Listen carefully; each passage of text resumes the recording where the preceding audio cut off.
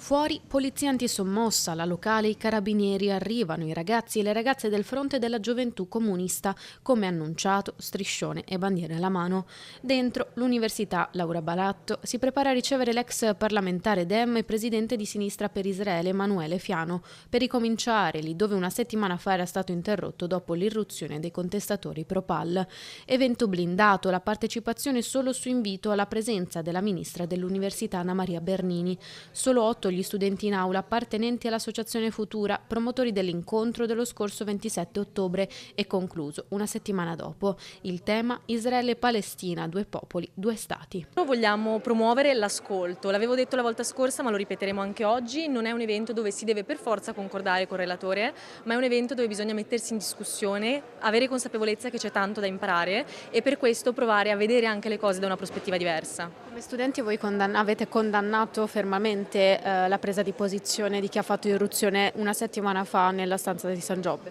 Certo, perché anche in quell'occasione non c'è stata volontà di dialogo, abbiamo più volte chiesto che si sostituissero a noi di Futura per fare loro le domande e aprire un dibattito ovviamente, ma questo non è stato reso possibile. Questo è il senso di questa iniziativa, consentire all'onorevole Fiano di concludere il discorso che era stato interrotto e quindi quest'Aula un po' riproduce lo stesso ambiente di lunedì scorso. È un'iniziativa promossa dagli studenti di Futura e così abbiamo voluto dare spazio agli studenti affinché concludessero le domande che avevano preparato. Emanuele Fiano dunque è tornato a Ca' Foscari, ma è la commozione a prendere il sopravvento non appena prende parola.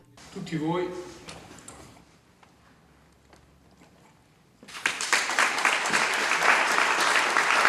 Il pensiero a Yitzhak Rabin, primo ministro israeliano ucciso 30 anni fa da sionisti di estrema destra e che con Arafat parlò concretamente di pace. le due narrazioni della storia, quella israeliana e quella palestinese, non coincideranno mai e quindi ad un certo punto due che si erano combattuti e ognuno dei quali pensava dell'altro che avesse le mani sporche di sangue, hanno deciso che bisognava iniziare non più a parlare del passato ma a parlare del futuro. Il focus poi sulla storia israeliana, le ragioni dell'attuale guerra, molto spazio all'attentato del 7 ottobre, la volontà di ricominciare dalle parole nessun genocidio in atto, secondo Fiano, in Palestina.